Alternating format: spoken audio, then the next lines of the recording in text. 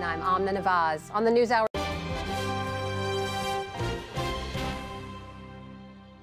Major funding for the PBS NewsHour has been provided by the ongoing support of these individuals and institutions and friends of the NewsHour, including Jim and Nancy Bildner and the Robert and Virginia Schiller Foundation, the Judy and Peter Bloom Kovler Foundation, upholding freedom by strengthening democracies at home and abroad. The John S. and James L. Knight Foundation, fostering informed and engaged communities. More at kf.org.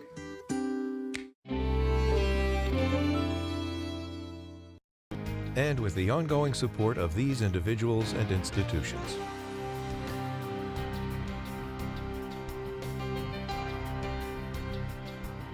And friends of the NewsHour.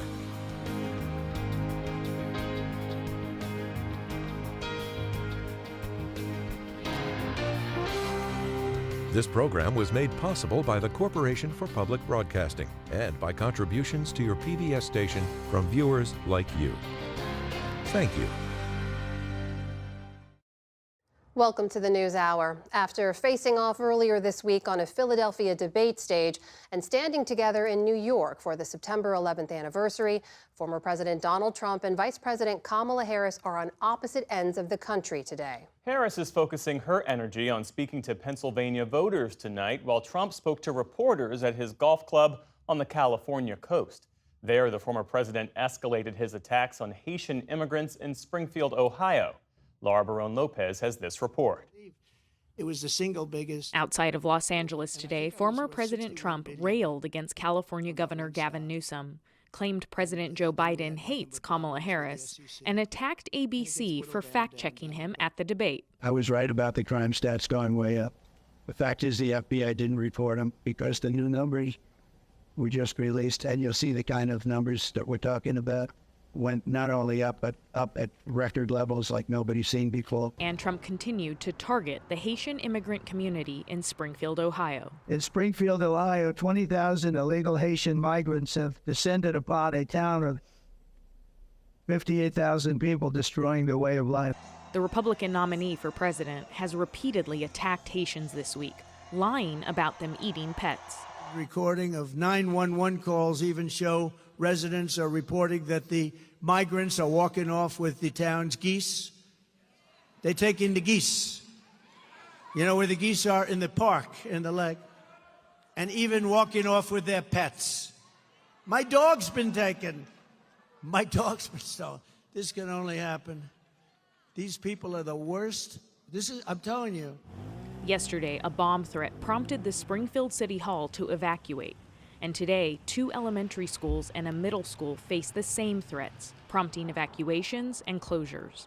City officials have consistently denied any credible reports of pets being harmed by immigrants. Most of the Haitian migrants in Springfield are there legally, and many are there under temporary protected status. Still, Trump and his running mate, J.D. Vance, doubled down Friday, with Vance suggesting that the Haitian immigrants were bringing diseases to Springfield.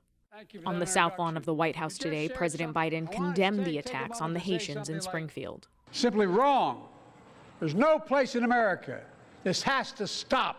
Though much of Trump's speech in Tucson, Arizona last night repeated baseless claims about migrants, he also made a new promise to working-class voters. I'm also announcing that as part of our additional tax cuts, we will end all taxes on overtime. You know what that means? Think of that. At a campaign rally in Michigan on Thursday, Governor Tim Walz dismissed Trump's baseless claims about the Haitian immigrants. He said a lot of weird stuff, too, so I'm just going to say that. And that was, you tell me you had this on your bingo card, and they're eating cats, and in North Carolina last night, Vice President Harris took aim at Trump's debate performance, highlighting his promise to get rid of the Affordable Care Act. And as he said in the debate, he made clear he has no plan to replace it. In fact, you remember? Concept. You remember? He has, quote, concepts of a plan. Harris left D.C. today for Pennsylvania, making a stop at a small business in Johnstown before heading to a rally in Wilkes-Barre tonight. Got to earn every vote, and that means spending time with folks in the communities where they live, and so that's why I'm here. We're going to be spending a lot more time in Pennsylvania.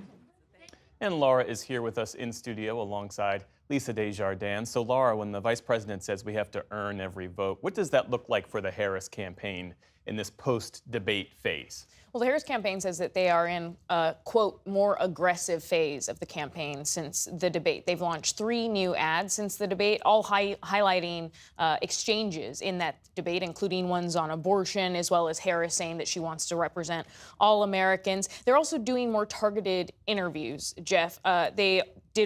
Harris did one today with a local Pennsylvania anchor. She's going to be joining a live stream next week with Oprah Winfrey that is going to be with a lot of local grassroots groups, including ones that are targeting Black voters, Latino voters, rural voters, you name it, across the board. And so her campaign is trying to make her available much more in the battleground states. She's also expected to potentially sit down with the National Association of Black Journalists as early as next week, because right now, even though she is still trying to reach undecided voters, that small sliver, Jeff, she very much is trying to close that enthusiasm gap that President Biden had with the key elements of her base. I want to ask you about this far-right activist, this woman, Laura Loomer, who's been traveling with Donald Trump. Who is she, and why does she have Donald Trump's ear? So Laura Loomer is well known to us at the NewsHour as well as to politicians and reporters across the board, but she's not as well known to most Americans, Jeff. She is a far-right activist who ran unsuccessfully for Congress. She's an online conspiracy theorist who has described herself as, quote, a proud Islamophobe and, quote, pro-white nationalism. She recently also spread lies about Haitian immigrants eating pets in Ohio, and she also recently made racist comments about Kamala Harris on social media site X. She said, if Kamala Harris wins, the White House will smell like curry, and White House speeches will be facilitated with a call center, and the American people will only be able to convey their feedback through a customer satisfaction survey at the end of the call, and nobody will understand. That's received a lot of backlash from Republicans as well as Democrats. And why does it matter, Jeff? Because she traveled with the president to the debate as well as on September 11th. And she is also a known 9/11 truther, has spread conspiracy theories about 9/11. Former President Trump was asked about Laura Loomer today, and he did not disavow her, did not condemn her comments, specifically when asked about her 9/11 conspiracy theories. He instead said that she is a supporter of his, who is a free spirit and a strong person. A free spirit. Okay, so Lisa, how are Republicans responding to all of this? Even Trump Republicans, as Laura mentioned, are responding quickly. They think they see the danger here politically for this association. And that includes some Trump Republicans who themselves have had extreme speech. When I look at this posting on social media from Marjorie Taylor Greene, here's what she wrote about Laura Loomer. This does not represent President Trump. This type of behavior should not be tolerated ever. But it's not just that side of the Trump spectrum. Also, Tom Tillis, somewhat more moderate Trump supporter from North Carolina, wrote, Laura Loomer is a crazy conspiracy theorist who regularly utters disgusting garbage. But the fact remains that Trump has not disassociated himself from her as much as some of his supporters will. And I want to talk about voters who support Trump. We've been to so many Trump events, and while most Trump supporters, I would say I talk about his characteristics, a significant group at every single rally I attend raise conspiracy theories with me. The woman who thought Joe Biden was dead. Another woman in New Hampshire who told me she was sure that Mother Teresa was a man, and by the way, the father of Anthony Fauci. These would be laughable things, except these are very widespread. I talked to someone who studies conspiracy theory today about when these kinds of things can take hold. Generally speaking, conspiracy theories are more likely to form for big, frightening, dangerous events than smaller events. So if there's an event that you view as very threatening, say you think that the other political candidate is going to destroy your way of life, if they win, you're more likely to believe conspiracy theories about that. And JP and I talked about, and she raised the fact that Trump has literally said that if he's not elected, U.S. democracy itself will end. And he himself has put conspiracy theories out there. So this does not happen in a vacuum. We also heard in Laura's report Donald Trump rail against FBI crime statistics. I know you've been doing some reporting on this. What have you found? We're going to get in this more deeply ahead, but this is a good chance to set the table on this. Now, Trump is pointing to FBI statistics and saying they're not the best ones. So let me look at the two different kinds of statistics he's talking about. First, the FBI uses what's called uniform crime reports. That's data from local law enforcement around the country. That comes from almost 95% of crime statistics. Now, he says people should pay attention to something called the National Crime Victimization Survey. That is a survey of 170,000 people getting their opinions, sometimes reported, sometimes unreported crime. It's important for trend lines. But when you talk to experts, they say the decrease in crime you see in FBI stats is held up by other data. CDC data, independent data. And when Trump says that the other survey data shows more crime, he's not saying that it's relative to 2020. That same data he's talking about also shows a decrease in the last year. So there's more to it than what he says. More to come indeed. Lisa Desjardins, Laura Barone-Lopez. Thank you both. Thank you.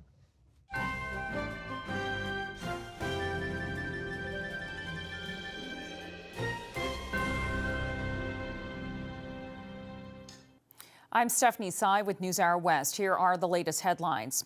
More than 30,000 factory workers at Boeing went on strike today, all but shutting down production of several of the company's top-selling planes, including the 737 MAX. Let's go!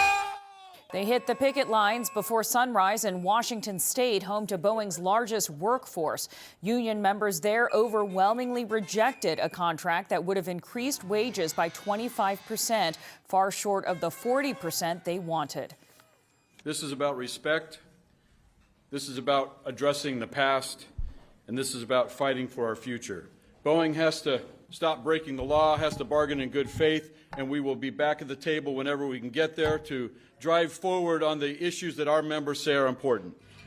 It's unclear how long this stoppage will last, adding to a list of Boeing's troubles this year. In California, firefighters say they've made progress battling 3 wildfires in the Los Angeles area thanks to cooler temperatures. The largest is the Bridge Fire, which has scorched 81 square miles and destroyed 33 homes in the mountains east of L.A. Some residents have been able to return to their communities, only to see their homes and belongings reduced to ash. It's tough. We lost a lot of our holiday stuff, Christmas, obviously decorations. We don't have anything for Christmas. We lost, kids stuff, tools. This one just came so fast. I don't think anybody was prepared to move as fast as it had come. Meantime, over 85,000 customers across Louisiana remain without power after Hurricane Francine. Remnants of the storm are forecast to bring more rain and flooding to the south this weekend. An investigation into last year's Maui wildfire says fire agencies failed to adequately prepare even after receiving advance warning about critical fire weather. The report released by the state attorney general said one reason might be that wildfire risk is, quote, underappreciated in Hawaii. More than 100 people died in the fires that ignited on August 8, 2023. Returning to politics, in rare remarks to reporters about the U.S. presidential election, Pope Francis was critical of Vice President Harris's abortion rights stance and former president's xenophobia toward migrants, calling them both anti-life. The pontiff did not refer to Harris or Trump by name, but referenced the difficult choice for U.S. voters. In genere si dice che non votare è brutto. Generally, it is said that not voting is ugly. It is not good. You must vote, and you must choose the lesser evil. Who is the lesser evil? I don't know. Everyone in conscience, think about it and do this. It was not the first time Francis weighed in on a U.S. election. In 2016, he said Trump's plan to build a wall along the U.S.-Mexico border was unchristian. North Korea today gave a rare glimpse into one of its secret facilities that produces weapons-grade uranium, images of their nuclear capability not seen by the outside world in nearly 15 years. The undated photographs show the country's leader, Kim Jong-un, touring rows of centrifuges at the undisclosed facility. State media reported that Kim stressed the need to exponentially increase the country's nuclear supply. The White House said today that it's continuing to monitor North Korea's nuclear ambitions, including its ballistic missile technology. The State Department slapped new sanctions against Russian state media. It accuses RT of working with the Russian military and raising funds for weapons and equipment, going beyond past sanctions for spreading propaganda and disinformation. At a briefing in Washington, Secretary of State Antony Blinken warned of RT's influence around the world. RT wants its new covert intelligence capabilities, like its long-standing propaganda and disinformation efforts, to remain hidden. Our most powerful antidote to Russia's lies is the truth. It's shining a bright light on what the Kremlin is trying to do under the cover of darkness. The sanctions include RT's parent company, TV Novosti, and other Russian state-run media. 3 U.S. citizens were sentenced to death by a military court in Congo today. They were among 37 defendants who were convicted for their role in a failed coup back in May. The coup leader's son was one of the 3 Americans sentenced. Marcel Malanga said it was his first time in Congo, and his father threatened to kill him if he didn't participate. His former high school football teammate, Tyler Thompson, was also sentenced, along with Benjamin Zalman Poland, who reportedly knew the elder Malanga through a gold mining company. All of the defendants have 5 days to appeal. In fallout from the war in Gaza, another top Israeli commander has resigned over the military's failure to stop or prevent Hamas's October 7th attack. Yossi Sariel is the second top intelligence officials to step down this year. But despite rising calls for accountability, Prime Minister Benjamin Netanyahu says any hindsight into the failures of that day should wait until after the war. U.S. Central Command announced today that 4 ISIS leaders were killed in late August. The operation was carried out by U.S. and Iraqi security forces in western Iraq. A post-raid assessment confirmed the killings, which included the leader responsible for all ISIS operations in Iraq. In all, 14 ISIS operatives were killed in the raid. The World Health Organization has approved the use of a vaccine to combat Mpox in adults, paving the way for some of the most vulnerable people in the world's poorest countries to get protection from the virus. Supplies are limited. There is only one maker of the vaccine. So the WHO says it will create a mechanism to fairly distribute them along with tests and treatments. The WHO also said children under 18 may use the vaccine in an outbreak where the benefits outweigh the potential risks. And mail trucks in America are getting a much-needed makeover. The U.S. Postal Service has rolled out its next-gen delivery vehicles, for now only in Athens, Georgia. They are taller and boxier than ever before, but despite their awkward shape, drivers couldn't be more thrilled to ditch the older models, which date all the way back to 1987. At first glance, it's different. However, it's designed in a way that you can tell that they didn't have appearance in mind. They had safety, they had the way we maneuver, they thought everything through. Most of the trucks are electric, and they're finally equipped with air conditioning, critical for the hot summer routes. The fleet will expand to 60,000 vehicles over the next few years. Still to come on the NewsHour, the push to restore the UK's military might. Jonathan Capehart and Ramesh Ponnuru weigh in on the week's political headlines. And a designer might makes his mark on the art world, one button at a time. This is the PBS NewsHour from WETA Studios in Washington and in the West from the Walter Cronkite School of Journalism at Arizona State University.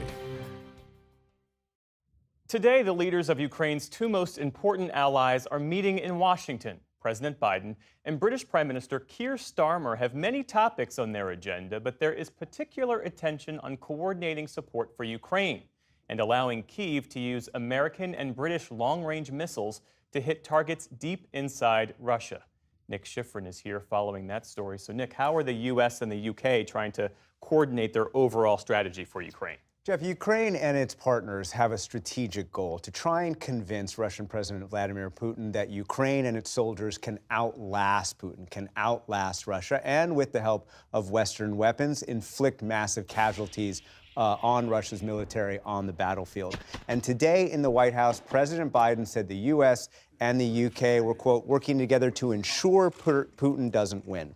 To do that, U.S. and British officials tell me that they're discussing a few topics. One, guaranteeing Ukraine's long-term funding, including with Russian sovereign assets, building up Ukraine's and Europe's defense industrial base to complement the American defense industrial base, international coordination, including Ukraine's entry into the EU and, quote, irreversible path toward NATO, and, of course, Jeff, battlefield successes that Ukraine hopes will be enabled with the ability to use long-range Western weapons to fire deep into Russia. So what did they say about those long-range weapons? Absolutely nothing publicly. Senior U.S. officials insist that President Biden still has not made any decision whether to lift restrictions on Ukraine's use of ATACMS, which have a range of 190 miles to be able to be fired deep into Russia. There's a debate. But some senior U.S. officials continue to argue the targets that Ukraine wants to hit are beyond that range. The relatively few ATACMS that Ukraine has are better used in occupied Crimea, and ongoing concerns that a U.S. official tells me about tonight about what Russia might do in response if that policy is changed. Now, the British government does allow its purely British weapons to be fired anywhere that Ukraine wants, but it has not allowed its longest range weapon, that is the Storm Shadow, to be fired by Ukraine deep into Russia because the Storm Shadow has American parts and relies on American GPS and American mapping. So a Western official tells me tonight the British government wants the U.S. to be, quote, comfortable with the use of Storm Shadows to be fired deep into Russia. That is what the Prime Minister and the President are talking about, the logistics of that, but also a political understanding of whether Britain can, in fact, give Ukraine that authorization. If there's an agreement, Jeff, though, do not expect it to be announced publicly. A Western official tells me, quote, the first announcement of this policy will land when the first missile lands in Russia. Now, as for that U.S. concern about escalation, well, Putin threatened exactly that in comments yesterday. If this decision is made, it will mean nothing less than the direct participation of NATO countries, the United States and European countries, in the war in Ukraine. This, of course, significantly changes the very essence, the very nature of the conflict. We will make appropriate decisions based on the threats that will be created for us. One last U.S. and UK concern, Jeff, is that both countries produce fewer long-range weapons. In terms of the actual numbers that they can produce, far fewer than Ukraine wants or needs on the battlefield. Ukraine argues, look, give us whatever you can. Putin's threat is empty. There are targets that are within the range of these weapons, and the use of the weapons fit into that larger strategy that you and I talked about. Nick Schifrin, thanks as always. Thank you. And on that point of shortages, the UK has problems of its own with its defense posture amid Britain's budget problems. The British Army's new chief has warned it could lose its next conflict unless it increases its fighting power. But as special correspondent Malcolm Brabant reports, military leaders are steeling themselves for more cuts from Starmer's new government.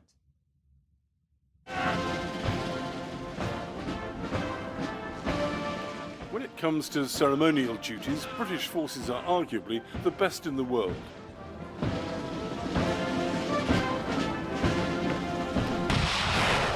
But in these volatile times, Britain is a shadow of its former glorious military self. If we fight using the old ideas, the chances are we lose. Pictured receiving a gallantry medal from Britain's late Queen is Sir Rowley Walker, the new head of Britain's army, which hasn't been this small for over 2 centuries. Britain's top soldier says it's time to wake up and revolutionise. We have got to pull the future of fighting power into the present faster than we thought we could. Do you think we could last for days, weeks? Well, I mean, not very long is the honest answer. Whether it's days or weeks, it's simply not long enough to fight any kind of protracted conflict. Military analyst Rupert Jones was once Britain's youngest general, who helped to orchestrate the defeat of Islamic State in Syria. British Army's equipment is in a poor state. Now, it is getting better, but I was using equipment that my father had used, and some of that equipment is still in service today. That is simply not okay. His father, Colonel H. Jones, was killed leading a charge of the Parachute Regiment during the 1982 Falklands War to retake the South Atlantic Islands from Argentine invaders. He was posthumously awarded Britain's highest medal for valour, the Victoria Cross. Since then, Britain's fighting prowess has not diminished, but its ability to wage war has. Our war-fighting equipment is simply not fit for purpose. That's terrifying. It is. It is. And you know, this government, I suspect, is getting a pretty rude shock. Now the time, as many have argued, to take a fresh look. Britain's new Defence Secretary, John Healey, wants a comprehensive review of the nation's military on his desk next year. To reset our priorities, to make sure that we assess the threats we face, the capabilities we need, so that we can better defend Britain and Britain can become a better ally. A strong UK is just tremendous for the West, tremendous for America. Robert O'Brien was President Trump's national security advisor. He says if Trump wins the election, he'll want Britain to raise its military budget to 2.5% of GDP. The sooner we can get to a 2.5% defence spending level in the UK, the more secure the free world will be. But Britain's new Labour government says it's inherited a $30 billion black hole in the country's coffers, although their opponents say that they have contributed to the shortfall by awarding inflation-busting pay rises to state employees. But because the party has a tradition of prioritising social issues over defence, military leaders are bracing themselves for more cuts. Especially as the Prime Minister, Keir Starmer, has assiduously avoided his predecessor's commitment to hit the 2.5% target by 2030. There is a budget coming in October, and it's going to be painful. We have no other choice, given the situation that we're in. Things will get worse before they get better. Defence experts are warning that the axe may fall on Tempest, the sixth-generation stealth fighter that Britain is developing with Japan and Italy. It's due to enter service in 2035. If the Tempest project is grounded, it'll be, in part, because of the cost of donating Challenger tanks and other weaponry to Ukraine. This is Russian video of a Challenger being attacked by a drone. A clash of high-tech militaries has taught all of us a great deal about how to fight in the future. And perhaps how to save money. Boosted by artificial intelligence, swarms of drones like these recently underwent what the British government trumpeted as successful trials, with American and Australian partners striking multiple targets. While Britain's normally secretive Defence Science and Technology Laboratory has posted this video lauding its 15 sensor-shot lasers. We're here to carry out some trials with the system. It's a capability, a laser-directed energy weapon to take down targets. We have a radar surveillance system which provides the soldiers with a feed of different targets in different locations. Drones are now becoming a really popular use. They're very cheap and very easy to deploy, and if you don't want to be using a very expensive weapon like a missile to be taking down a drone. Earlier this year, Britain's Dragonfire system achieved the nation's first high-powered firing of a laser weapon against aerial targets. Dragonfire is due to be deployed on British warships in 3 years' time. Western scientists are constantly trying to keep one step ahead of potential adversaries. Defence spending now accounts for 7% of Russia's annual budget. Against this backdrop, Britain's army is hamstrung by ammunition shortages and antiquated armour.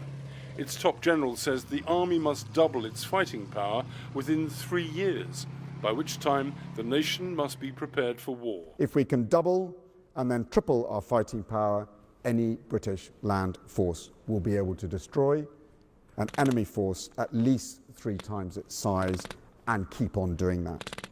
And that way, we will have every confidence in being ready and able to fight anyone and win.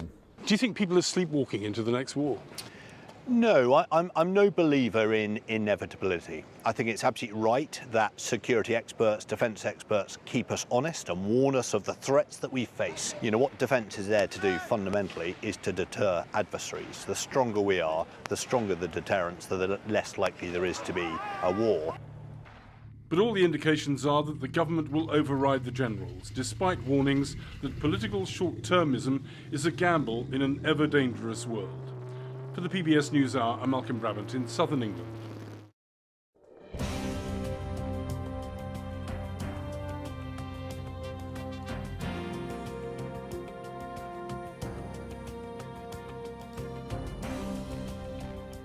As college students head back to campus for the new academic year, universities are rolling out new rules as they prepare for more protests over the Israel-Hamas war.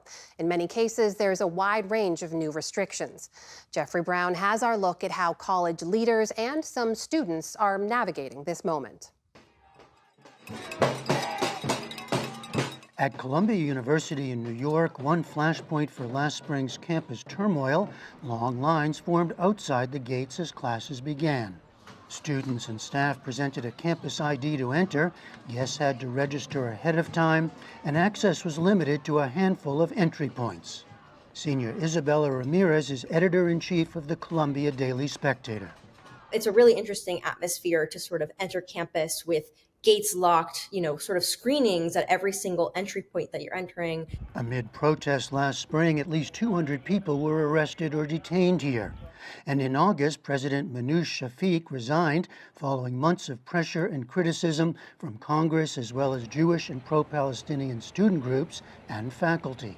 For now, interim President Dr. Katrina Armstrong, seeking to calm the waters and rebuild trust, has been visible on campus, meeting with different constituent groups. She has the ability to do something very different and possibly very new in terms of how she decides to handle this, who she decides to seek input from, how she balances the many, many voices that are kind of demanding different things from her.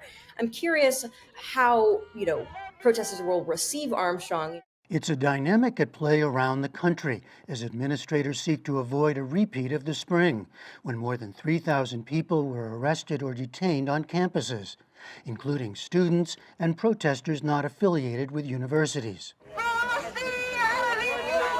Many charges were never filed or have since been dropped, though not all, and some students have brought lawsuits in response to punishments handed down. So far this semester, a relative calm, though at the University of Michigan, 4 were arrested for attempting to disrupt a student event.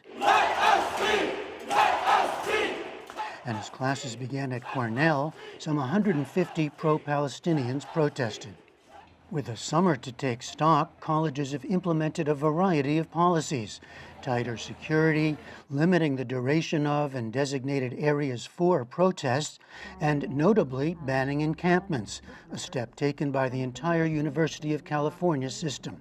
Encampments on campus are not allowed. Erecting structures that haven't been permitted on the front end is not allowed. Rich Lyons must now implement the policy as the new head of UC Berkeley.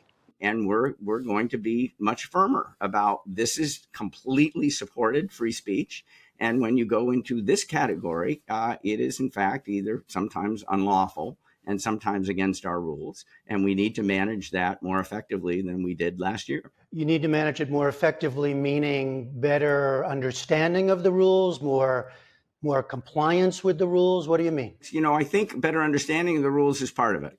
Do our students really understand the difference between, free speech and civil disobedience? Have you crossed a line? Historically, people think of civil disobedience as I've civilly disobeyed and I accept the consequences. And that's not always clear on our campuses, in our students' minds. I think that needs to be clearer. Lyons and others stressed to us the need for better communications and more consistency while making room for free debate. In Washington, D.C., American University President Jonathan Alger, also in his first year on the job, is in the process of updating campus policies. No final decision has been made on encampments. We wanted to wait until our students and faculty and staff were back on campus so that they could have the opportunity in forums to share their thoughts and ideas. We've had a very open and transparent process. We've shared our policies, draft policies publicly to get feedback and insights from the university community. At Harvard, which saw the resignation of President Claudine Gay last January, new university rules include stricter limits on unapproved signs, writing on university property, and noise levels, angering some students. Harvard has retaliated with draconian measures. Sophomore Mahmoud Al-Thabata, an organizer with Harvard's Out of Occupied Palestine Coalition, says protests and other actions will continue. You will see strategic measures in order for one, to escalate to a measure that is appropriate and to escalate to a measure that does have the most effectiveness on campus, but as well as escalate to make sure that our community is safe and our organizers are safe. Jewish students, too, are seeking new ways to organize. University of Michigan sophomore Dan Vitterman started a Students Supporting Israel chapter and is heavily involved in Jewish life on campus. We held a Nova Music Festival Survivor on campus just last week. And after the event, a lot of the feedback that we had all received was like, wow, we knew kind of what happened, but we didn't realize the atrocities and the real damage of what was done there in Israel on October 7th. I think this year, our strategy is just engage in those conversations and just talk to those people. As students navigate how best to use their voices, some institutions like Washington University in St. Louis, which saw roughly 100 people arrested in April, are sticking to rules already in place. Chancellor Andrew Martin. We were one of the few universities in the country that said very early on in the spring that there'd be no encampments on our campus. And when folks started with the encampments is when we chose to use our police force to ensure that those encampments weren't set up on our campus. If someone were to try to come and do the same thing today, we would respond in the same fashion. So we really haven't changed our policy approach. One hope we heard expressed to make this a learning and teaching moment, one that goes to the heart of what colleges are for. Our goal is not to make ideas safe for students. It's to make students safe for ideas. We are platforms for difficult ideas to match up against each other and have it out in an idea sense, but not in a personal violence sense. So we need to manage those things. I think universities across the country and world have got better over the last year at that. We are obligated to protect students from discrimination, from facing a hostile environment. And so there are some limitations associated with that. Having said all that, free expression is a bedrock of American higher education, and we know we have got to underscore the importance of that, even when it's difficult. A goal, an ideal that will no doubt be further tested, especially as the anniversary of the October 7th attack approaches and the war continues. For the PBS NewsHour, I'm Jeffrey Brown.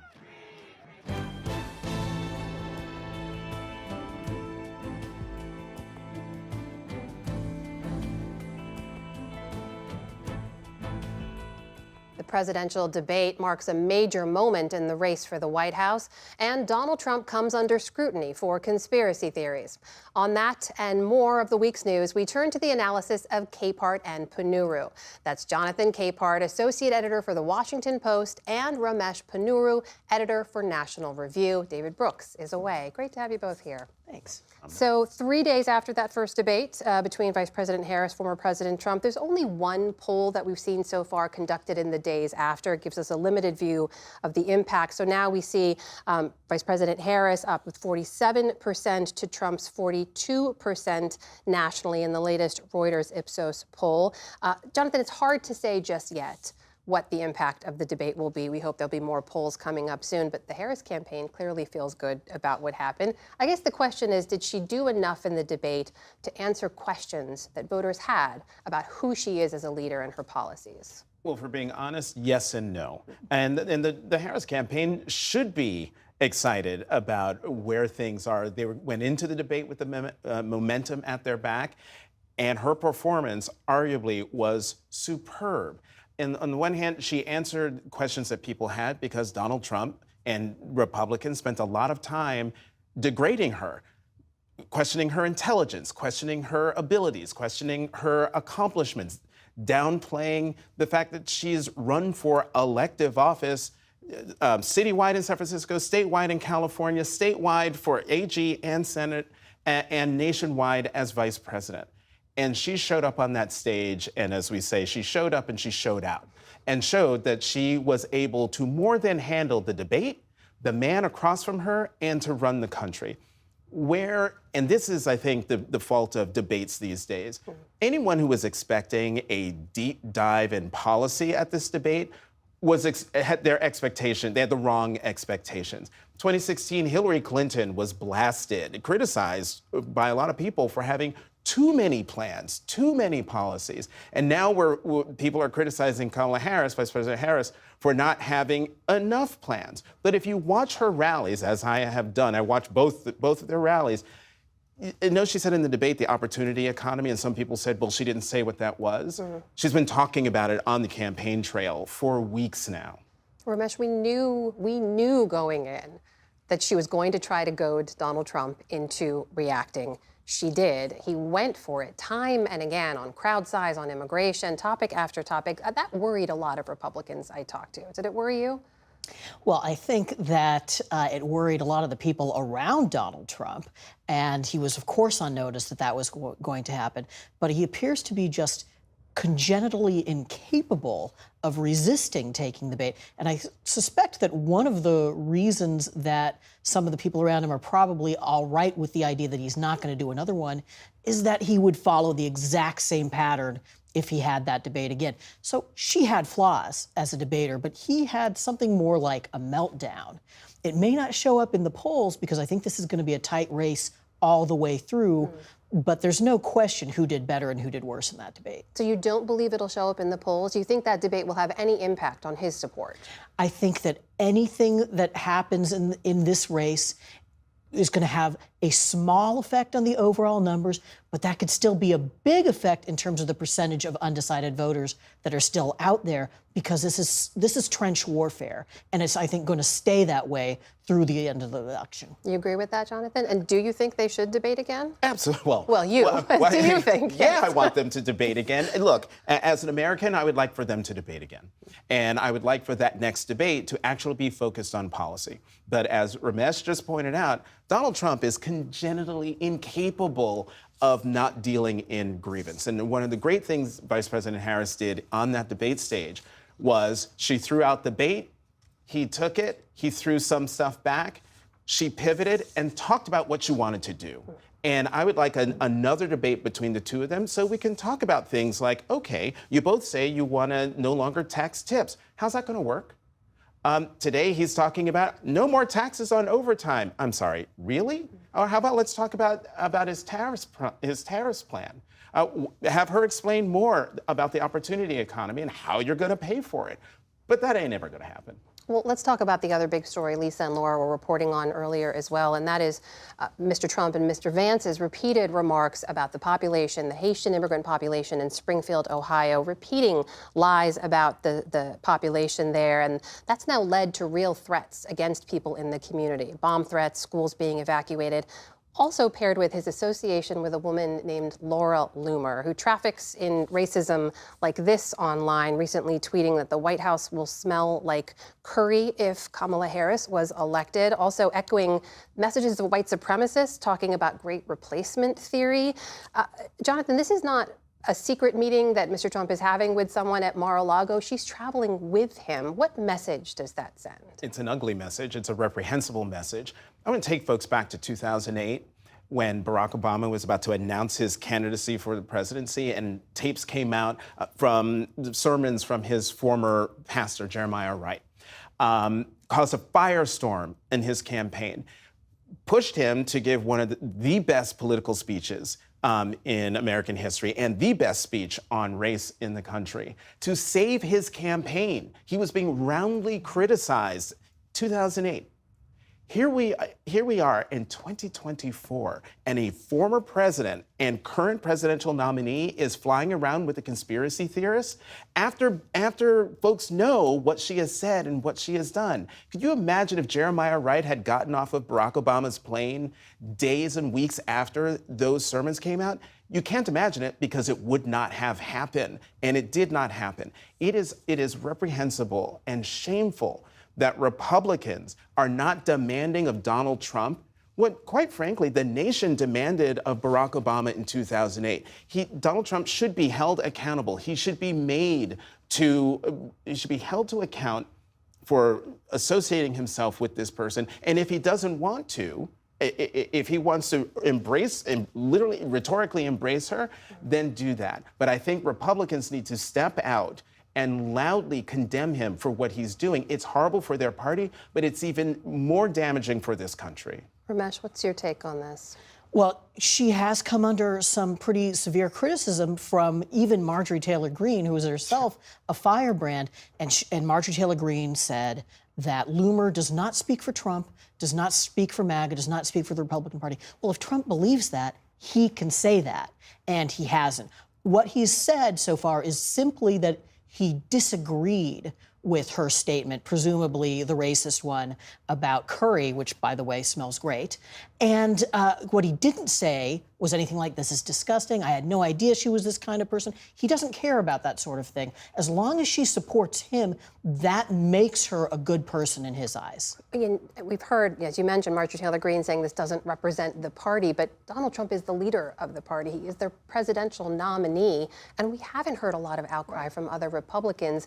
Does this now represent the party? Because the problem, if these Republicans denounce Loomer's obviously not the problem. The problem is a candidate whose sense of judgment and whose sense of decency doesn't preclude associating with a 9/11 denier, with a racist, with a conspiracy theorist.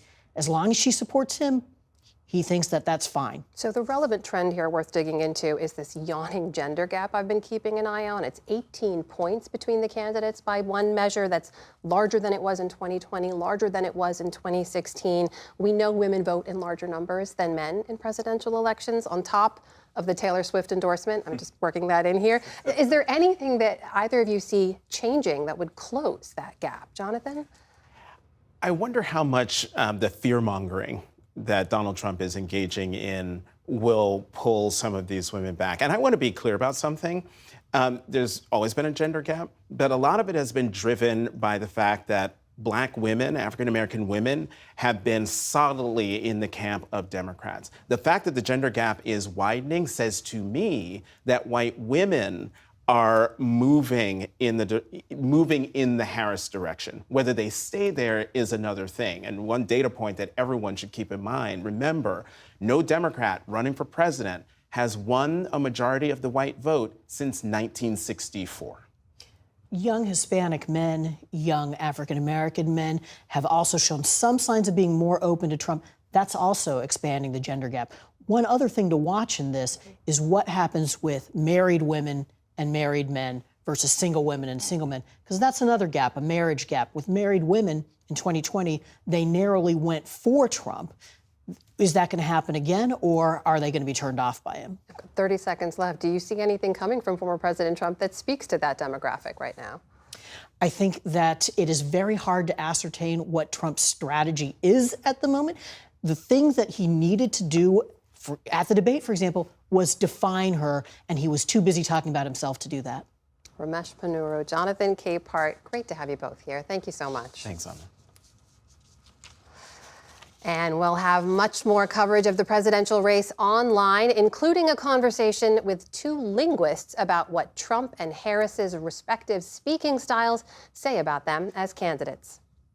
Every speech that she's given or every appearance that she's had in this cycle, she seems to be more and more like a traditional politician. So she's very rehearsed. She's very under control. She's really moving her style towards something that is more legibly presidential for a general audience. For Donald Trump, his speaking style was really honed through the experience that he had working in reality television. He learned from working on The Apprentice how to build a moment and build suspense, and he learned comedic timing.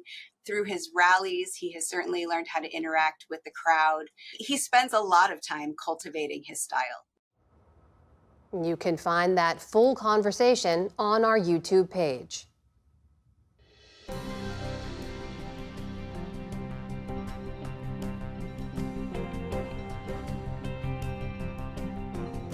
Artist and designer Beau McCall has made his mark on the art world one button at a time. Special correspondent Jared Bowen of GBH Boston takes us through the first ever retrospective covering his near 40-year career. It's part of our Arts and Culture series, Canvas. Going all the way back to his childhood, artist and designer Beau McCall has been besotted with buttons. My mom had a Maxwell House jar of buttons in the basement full of buttons. So I always tell people it was almost like me in the jar had dialogue. Whatever the jar said, it resonated deeply. Buttons have fastened their hold over McCall as his medium of choice. As we find at the Fuller Craft Museum in Brockton, Massachusetts, he's crafted vests, dresses, and shoes, jewelry, collage, and a bathtub. So most of the things that I learned home in our apartment in public housing. Most of the crafts I learned at day camp, after school programs, and 3 sewing stitches from my mom that I still use today. So I like to call it homegrown. McCall grew up in Philadelphia to parents with an innate sense of fashion and design, often assembled from thrift stores, rummage sales, even the trash. It was upcycling before upcycling was a thing, he says, which was the impetus for him to see a creative bounty in buttons. The button for me is precious. I use the buttons as a language. I use the buttons to help me tell stories in the works. Those stories began to have a sharper focus, he says, after a pivotal trip to Johannesburg, South Africa, where McCall's artistic scope was vastly expanded. I got inspired by all the young creatives that was there. I was blown away by the craftsmanship and the visions that they had as far as fashion and art. And when I got back, I was inspired to do this piece that I titled Motherland One. And then there's this, his cascading 20-pound do-rag fit for a red carpet. And then if you look at it, it just glistens like a waterfall. So I was attracted to the way it sparkled. And then I had buttons commissioned about hair care. So there's an Afro pick, you have an Afro comb, you have the Afro silhouette. So you have different variations of how Black folks wear their hair. McCall often wears his creations, but the headdress was designed for Solio, the artist's partner and the curator of this show. It always makes you want to stand up right. It really gives you a sense of empowerment and beauty and strength and courage. They're descriptors that could also apply to McCall, who moved to New York in the late 1980s. Buttons helped him banish a lifelong shyness and emerge as a designer and darling of the Harlem Institute of Fashion. All at a time, says Solio, when McCall used his work to both bolster and document an LGBTQ community marginalized by the AIDS crisis. He designed disco wear and assembled collages of his friends frolicking. And so you see how his friends lived through all of those different periods in their lives, and what helped them get through those challenging social circumstances was their love for each other, their friendship and their bonds. I see it as a love story between Beau and the button and material. Beth McLaughlin is the artistic director and chief curator of the Fuller Craft Museum, and says she's been especially drawn to McCall's skill at elevating the otherwise humble button.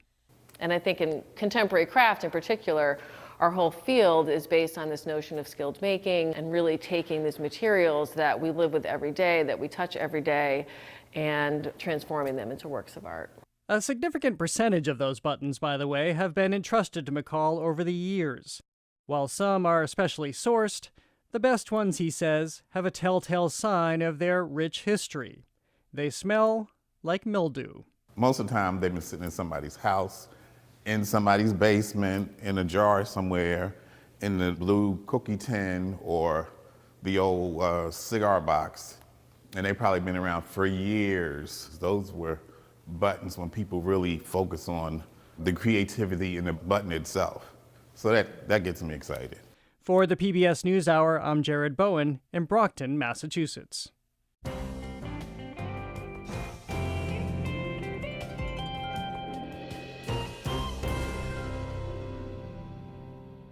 And be sure to tune in to Washington Week with The Atlantic tonight. Jeffrey Goldberg and his panel will discuss the state of the 2024 presidential race now that voters have had the chance to see Vice President Harris and former President Trump go head-to-head in a debate. And on PBS News Weekend, what the success of a housing assistance program for veterans can teach officials about tackling homelessness.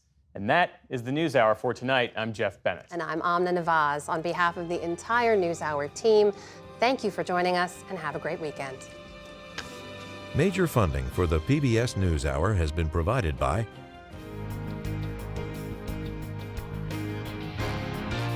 and with the ongoing support of these individuals and institutions, and friends of the NewsHour, including Kathy and Paul Anderson, and Camilla and George Smith. The Walton Family Foundation, working for solutions to protect water during climate change so people and nature can thrive together. The William and Flora Hewlett Foundation, for more than 50 years advancing ideas and supporting institutions to promote a better world at hewlett.org. And with the ongoing support of these individuals and institutions.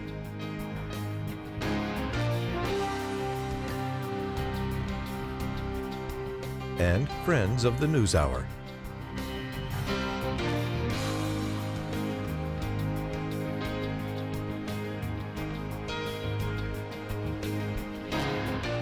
This program was made possible by the Corporation for Public Broadcasting and by contributions to your PBS station from viewers like you.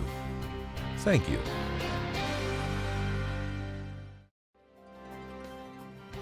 This is PBS NewsHour West from WETA Studios in Washington and from our bureau at the Walter Cronkite School of Journalism at Arizona State University.